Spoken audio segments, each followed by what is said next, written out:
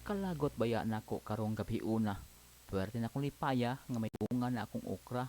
Pagdayon na akong katuok ug tapad sa asawa, nang hamog dayon ko nga na makapakpit ako ugma. Ni parayig unta ko kay lagi tuknaw man, kusog pagyud ang andar sa among ceiling fan.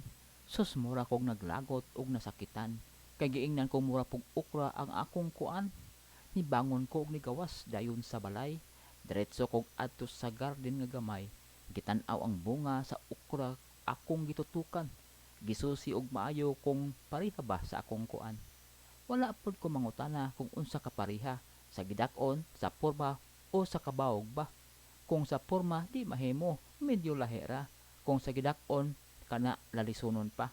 Pero akong gitan-aw ang nag-una nga bunga. Agoy kaluoy pero tirabang bawga. Di ko mosugot kung kabawog ang kapareha. Dakong away, dakong lalis, ipatulfo nako siya.